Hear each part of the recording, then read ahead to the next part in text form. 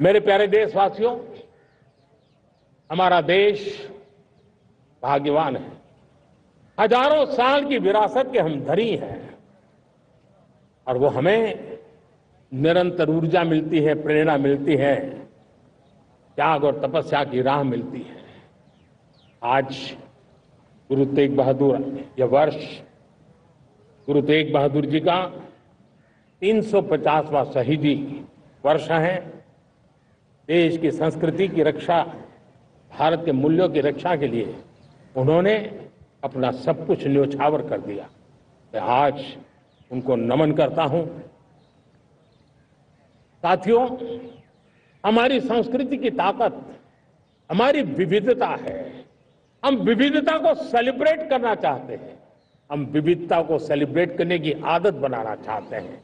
यह हमारा गौरव है कि हमारा भारत माँ का यह बगीचा कितने विविध प्रकार के फूलों से सजा हुआ है, कितनी विविधताएं हैं।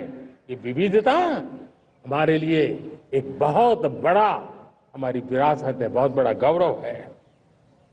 हमने प्रयागराज के महाकुंभ में देखा भारत की विविधता को कैसे जिया जाता है। एक स्थान पर करोड़ों लोग, एक ही भाव, एक ही प्राण, एक ही प्रयास, दुनिया के लिए बहुत बड़ा अजूबा है।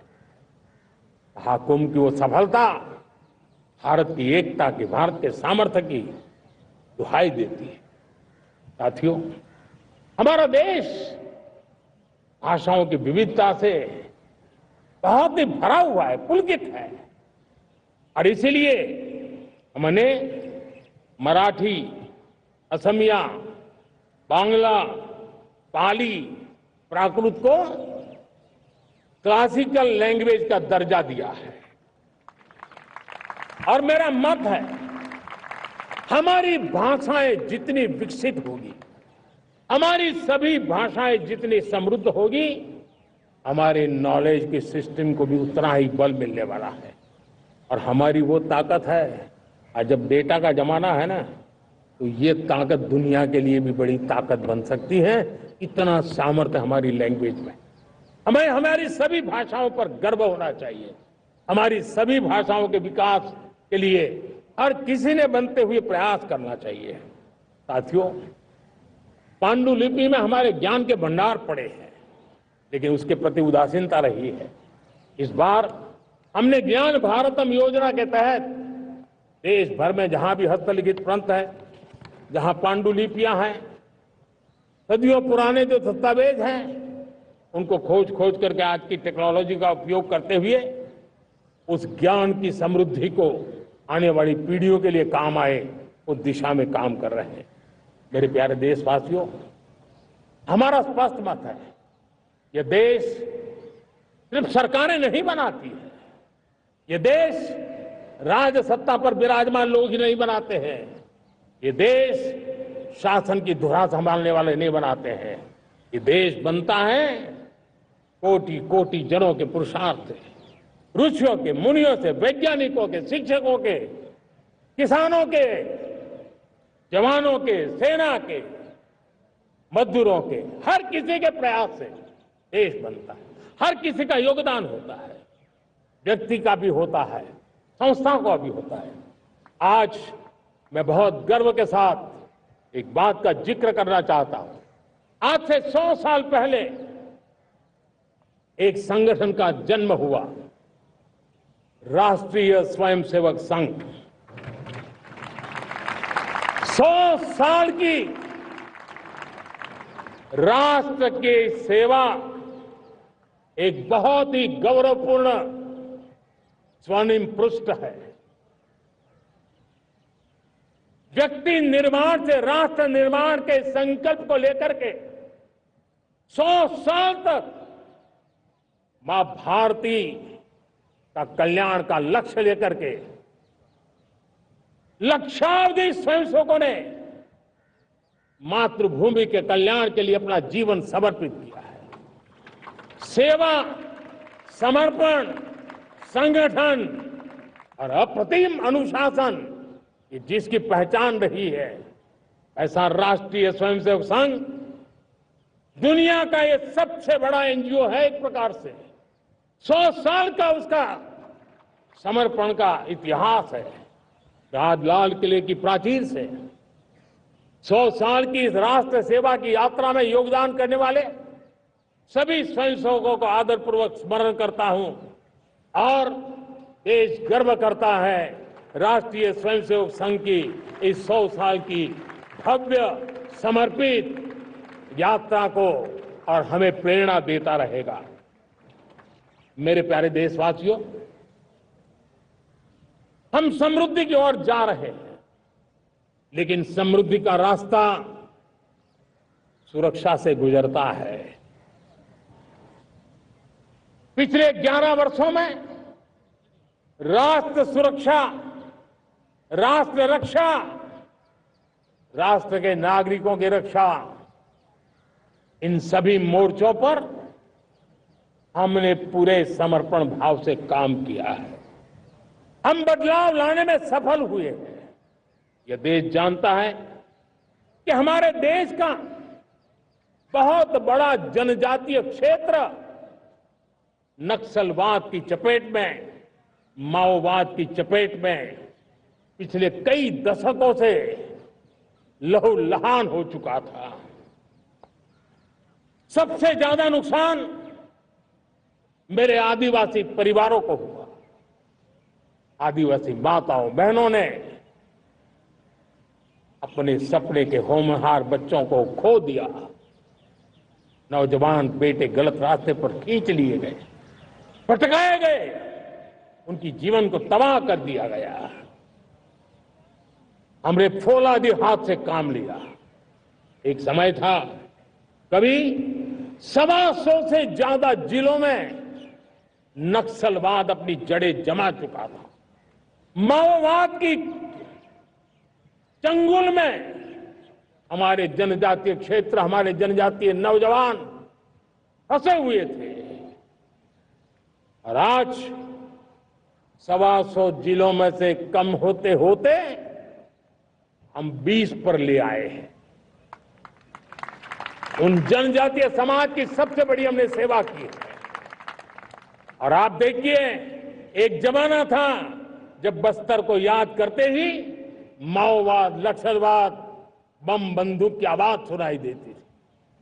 उसी बस्तर में माओवाद नक्सल से मुक्त होने के बाद जब बस्तर के नौजवान ओलंपिक करते हैं, हजारों नौजवान भारत माता की जय बोल करके खेल के मैदान में उतरते हैं, पूरा वातावरण उत्साह से भर जाता है। ये बदलाव देश देख रहा है। जो क्षेत्र कभी रेड कॉरिडोर के रूप में जाने जाते थे, वो आज विकास के ग्रीन कॉरिडोर बन रहे हैं। साथियों, हमारे लिए गर्व की बात है, भारत के नक्शे में जिन क्षेत्रों को लहूलुहान कर दिया गया था, लाल रंग से रंग दिया गया था, हमने वहां संविधान, कानून और विकास का तिरंगा फहरा दिया है। मेरे प्यारे देशवासियों,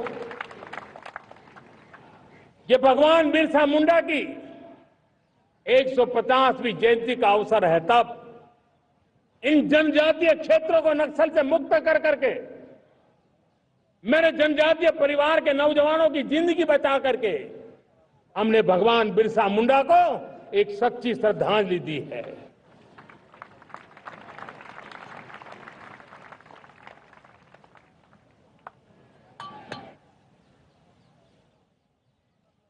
मेरे प्यारे देशवासियों, मैं आज देश के सामने एक चिंता, एक चुनौती के संबंध में आगाह करना चाहता हूं। षड्यंत्र के तहत, सोची समझी साजिश के तहत देश की डेमोग्राफी को बदला जा रहा है। एक नए संकट के बीज बोए जा रहे हैं, और ये घुसपैठिए मेरे देश के नौजवानों की रोजी रोटी छीन रहे हैं। एक घुसपैठिए मेरे देश की बहन बेटियों को निशाना बना रहे हैं। ये बर्दाश्त नहीं होगा। ये घुसपैठिए भोले भाले आदिवासियों को भ्रमित करके उनकी जमीनों पर कब्जा कर रहे हैं। ये देश सहन नहीं करेगा। और इसलिए मेरे प्यारे देशवासियों, जब डेमोग्राफी परिवर्तन होता है, सीमावर्ती क्षेत्रों में डेमोग्राफी में परिवर्तन होता है, तब राष्ट्रीय सुरक्षा के लिए संकट पैदा होता है। देश की एकता, अखंडितता और प्रगति के लिए ये संकट पैदा, सामाजिक तनाव के बीज बो देता है। और कोई देश अपना देश घुसपैठियों के हवाले नहीं कर सकता है। दुनिया का कोई देश नहीं कर सकता है, तो हम भारत को कैसे कर सकते हैं? हमारे पूर्वजों ने त्याग और बलिदान से आजादी पाई है, हमें स्वतंत्र भारत दिया है। उन महापुरुषों के प्रति हमारा कर्तव्य है कि हम हमारे देश में ऐसी हरकतों को स्वीकार न करें। उनकी सच्ची श्रद्धांजलि होगी। और इसलिए मैं आज लाल किले की प्राचीर से कहना चाहता हूं, हमने एक हाई पावर्ड डेमोग्राफी मिशन शुरू करने का निर्णय किया है। ये मिशन, इस मिशन के द्वारा ये जो भीषण संकट नजर आ रहा है, भारत में मंडरा रहा है जो संकट है, उसको निपटाने के लिए तय समय में सुविचारित सुनिश्चित रूप से अपने कार्य को करेगा। उस दिशा में हम आगे बढ़ रहे हैं। मेरे प्यारे देशवासियों, कल जन्माष्टमी का पावन पर्व है। भगवान श्री कृष्ण का जन्मोत्सव देश में मनाया जाता है। साथियों, जब मुझे भगवान श्री कृष्ण याद आते हैं तो हम देख रहे हैं कि पूरे विश्व में आज युद्ध के तौर तरीके बदल रहे हैं। हमने देखा है कि भारत युद्ध के हर नए तौर तरीकों को निपटने में समृद्ध है। हमने ऑपरेशन सिंदूर में दिखा दिया है। टेक्नोलॉजी में जो भी महारत थी, पाकिस्तान ने हमारे सैन्य ठिकानों पर, हमारे एयरबेस पर, हमारे संवेदनशील स्थलों पर, हमारे आस्था के केंद्रों पर, हमारे नागरिकों पर मिसाइल्स, ड्रोन अनगिनत मात्रा में उन्होंने वार किया। देश ने देखा है। लेकिन देश को सुरक्षित रखने के जो प्रयास पिछले 10 साल में हुए हैं, उस ताकत का परिणाम था कि उनके हर हमले को हमारे जाबाजों ने और हमारी टेक्नोलॉजी ने तिनके की तरह बिखेर दी।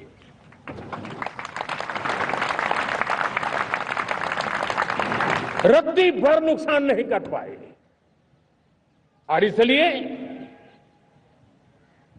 जब युद्ध के मैदान में टेक्नोलॉजी का विस्तार हो रहा है, टेक्नोलॉजी हावी हो रही है, तब राष्ट्र की रक्षा के लिए, देश के नागरिकों की सुरक्षा के लिए हमें भी, हमने जो आज महारत पाई है, वो महारत का और विस्तार करने की जरूरत है। हमने आज जो महारत पाई है, उसको लगातार अपग्रेड करते रहने की आवश्यकता है। और इसलिए साथियों, मैंने एक संकल्प लिया है। मुझे आपके आशीर्वाद चाहिए, कोटि कोटि देशवासियों के आशीर्वाद चाहिए। क्योंकि समृद्धि कितनी ही क्यों न हो, अगर सुरक्षा के प्रति उदासीनता बरतते हैं तो समृद्धि भी किसी काम की नहीं रहती। और इसलिए सुरक्षा का महत्व बहुत बड़ा है। और इसलिए मैं लाल किले की प्राचीर से कह रहा हूं, आने वाले 10 साल में 2035 तक राष्ट्र के सभी महत्वपूर्ण स्थलों, जिनमें सामरिक के साथ साथ सिविलियन क्षेत्र भी शामिल है, जैसे अस्पताल हो, रेलवे हो, जो भी आस्था के केंद्र हो, उन्हें टेक्नोलॉजी के नए प्लेटफॉर्म द्वारा पूरी तरह सुरक्षा का कवच दिया जाएगा। ये सुरक्षा का कवच लगातार विस्तार होता जाए, देश का हर नागरिक सुरक्षित महसूस करे। किसी भी प्रकार की टेक्नोलॉजी हम पर वार करने आ जाए, हमारी टेक्नोलॉजी उससे बेहतर सिद्ध हो। और इसलिए आने वाले 10 साल 2035 तक मैं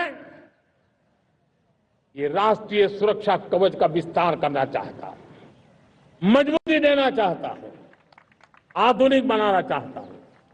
और इसलिए भगवान श्री कृष्ण से प्रेरणा पाकर के हमने श्री कृष्ण का जो सुदर्शन चक्र था, उस सुदर्शन चक्र की राह को चुना है। आप में से बहुत लोगों को याद होगा, जब महाभारत की लड़ाई चल रही थी, श्री कृष्ण ने अपने सुदर्शन चक्र से सूर्य के प्रकाश को रोक दिया था और दिन में ही अंधेरा कर दिया था। सूर्य प्रकाश को सुदर्शन चक्र से रोक दिया था। और तब अर्जुन ने जो शपथ ली थी जयद्रथ का वध करने की, उस प्रतिज्ञा को अर्जुन पूर्ण कर पाए थे। वो सुदर्शन चक्र के पराक्रम और रणनीति का परिणाम था। अब देश सुदर्शन चक्र मिशन लॉन्च करेगा।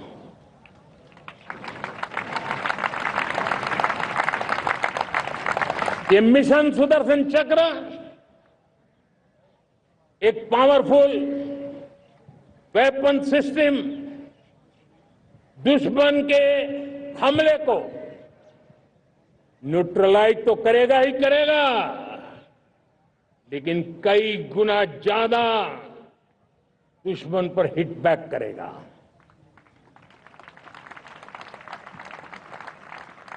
हमने भारत के इस मिशन सुदर्शन चक्र के लिए कुछ मूलभूत बातें भी तय की है। आने वाले 10 सालों में हम उसको प्रखरता से आगे बढ़ाना चाहते हैं। एक तो ये पूरी आधुनिक सिस्टम, इसके लिए रिसर्च, डेवलपमेंट, उसकी मैन्युफैक्चरिंग हमारे देश में ही हो, हमारे देश के नौजवानों के टैलेंट से हो, हमारे देश के लोगों के द्वारा बनी।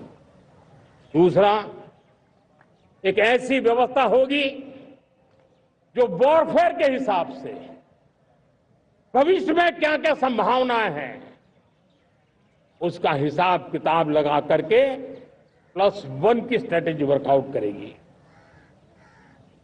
और तीसरा, सुदर्शन चक्र की एक ताकत थी, वो बहुत ही प्रिसाइज, जहां जाना था वहीं जाता था और वापस श्री कृष्ण के पास लौट के आता था। हम इस सुदर्शन चक्र के द्वारा भी टारगेटेड प्रिसाइज एक्शन के लिए भी व्यवस्था को विकसित करने की दिशा में आगे बढ़ेंगे। और इसलिए युद्ध के बदलते तौर तरीकों में राष्ट्र की सुरक्षा, नागरिकों की सुरक्षा के लिए मैं बड़े प्रतिबद्धता के साथ इस कार्य को आगे बढ़ाने के लिए वचन देता हूं। मेरे प्यारे देशवासियों, जब हम लोकतंत्र की बात करते हैं, स्वतंत्र भारत की बात करते हैं, तब हमारा संविधान हमारे लिए सर्वोच्च दीप स्तंभ होता है, हमारा प्रेरणा का केंद्र होता है। लेकिन आज से 50 साल पहले भारत के संविधान का गला घोंट दिया गया था। भारत के संविधान के पीठ पे छुरा भोंक दिया गया था, देश को जेल खाना बना दिया गया था, आपातकाल लगा दिया गया था, इमरजेंसी थोप दी गई थी। इमरजेंसी के 50 साल हो रहे हैं। देश की किसी भी पीढ़ी ने संविधान की हत्या के इस पाप को कभी भूलना नहीं चाहिए। संविधान की हत्या करने वाले पापियों को नहीं भूलना चाहिए। और हमें भारत के संविधान के प्रति अपने समर्पण को और मजबूती देते आगे बढ़ना चाहिए। वो हमारी प्रेरणा है। मेरे प्यारे देशवासियों, मैंने इसी लाल किले से पंच प्रण की बात कही थी। आज लाल किले से फिर से एक बार मेरे देशवासियों का पुनः स्मरण जरूर करना चाहता हूं। विकसित भारत बनाने के लिए न हम रुकेंगे, न हम झुकेंगे। हम परिश्रम की पराकाष्ठा करते रहेंगे और अपनी आंखों के सामने 2047 में विकसित भारत बना करके रहेंगे। मेरे प्यारे देशवासियों, हमारा दूसरा प्रण है कि हम हमारे जीवन में, हमारी व्यवस्थाओं में, हमारे नियम कानून परंपराओं में गुलामी का एक भी कण अब बचने नहीं देंगे। हम हर प्रकार की गुलामी से मुक्ति पाकर के ही रहेंगे। मेरे प्यारे देशवासियों, हम अपनी विरासत पर गर्व करेंगे।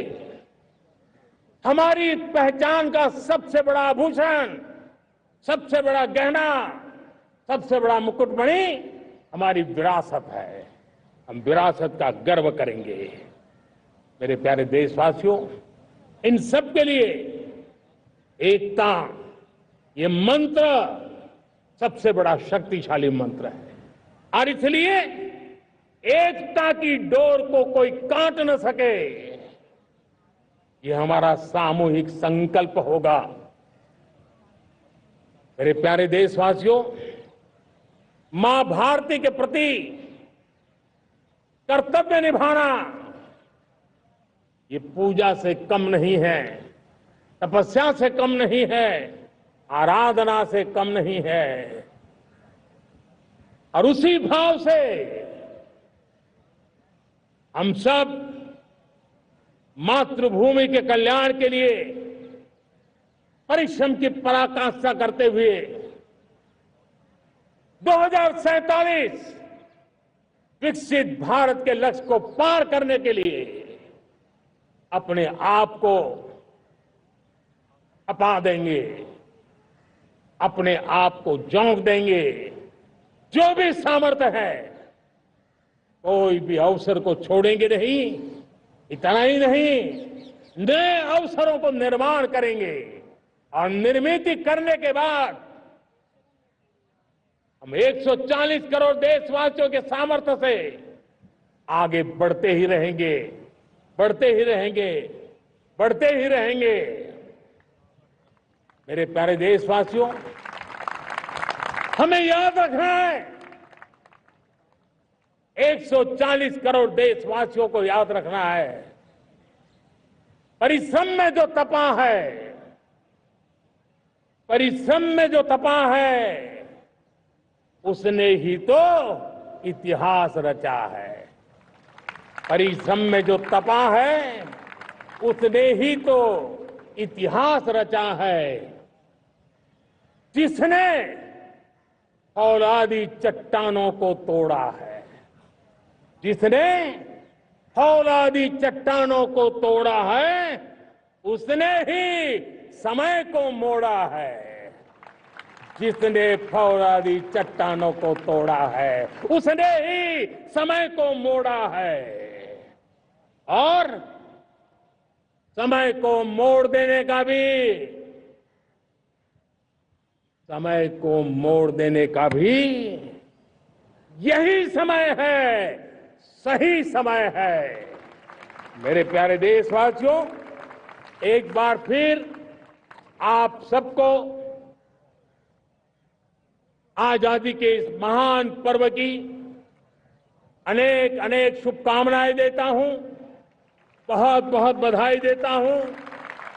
मेरे साथ बोलेंगे, जय हिंद, जय हिंद, जय हिंद। भारत माता की, भारत माता की, भारत माता की। वंदे, वंदे, वंदे। बहुत बहुत धन्यवाद।